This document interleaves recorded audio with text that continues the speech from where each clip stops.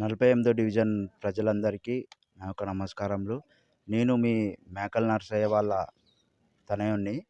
ఈరోజు మేము 48 డివిజన్‌లో ప్రచారం చేస్తున్నాం. గడప గడప ప్రచారం కార్యక్రమం స్టార్ట్ చేశాము. మేము 30 సంవత్సరాల నుంచి కాంగ్రెస్ పార్టీలో పనిచేశాము.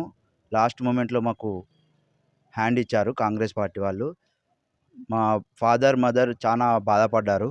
ప్రజలందరూ మా ఇంటికొచ్చి ఎంతో ఆశీర్వదించి, మీరు ముందుండి నడిపియండి, మేము ఉంటాం మీ వెనక, మేము ఓటేసి గెలిపిస్తాం, పార్టీతో సంబంధం లేదు మీకు అని చెప్పేసి మమ్మల్ని ముందుకు తీసుకొచ్చి ఇప్పుడు ఇండిపెండెంట్ క్యాండిడేట్గా మేము బరిలో ఉన్నాము. మా సింబల్ వచ్చేసి గ్యాస్ స్టవ్ గుర్తు. ఇప్పుడు ప్రజెంట్ మనది 40 ఏళ్ళ నుంచి ఈ డివిజన్లో ఎన్నో అభివృద్ధి కార్యక్రమాలు మా నాన్నగారు, మా మదరు ఎన్నో చేశారు. మోరీల్స్ ఆఫ్ చేయడం కానీ, రోడ్లేశం విషయంలో ఇంతకుముందు టీఆర్ఎస్ గవర్నమెంట్ ఉన్నప్పుడు కూడా రోడ్లపై కూడా ఎంతో కొట్లాడి మరీ రోడ్లు కూడా లైట్లు, మోరీలకు క్లియరెన్స్ సంబంధించిన ఈ నగరపాలక సంబంధించిన దానికి అన్నిటికీ కొట్లాడి మరీ డివిజన్ అభివృద్ధి కోసం ఎంతో కష్టపడ్డారు. గత 30 సంవత్సరాల నుంచి కాంగ్రెస్ పార్టీలో ఉంటూ పనిచేసుకుంటూ ముందుకొచ్చారు.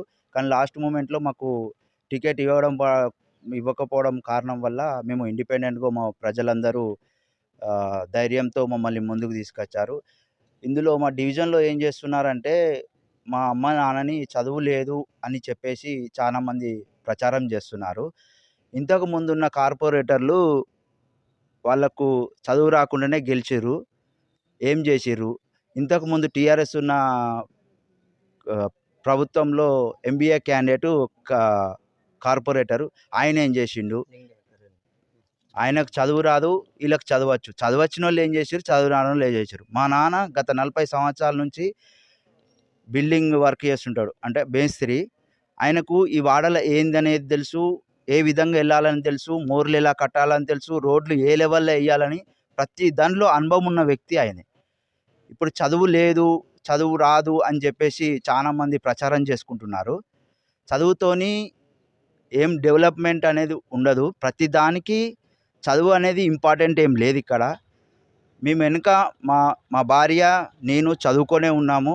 ఏ విషయంలో అయినా ప్రజలు ఎప్పుడొచ్చినా, ఏ రాత్రి ఫోన్ చేసినా కానీ 10 నిమిషాల్లో ఉండి మేము పనిచేసే సత్తా మాకుంది.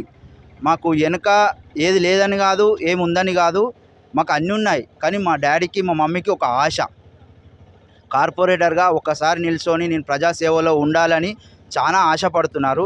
గత 30 సంవత్సరాల నుంచి ఎంతో కష్టపడి ఈ స్థాయికి వచ్చారు.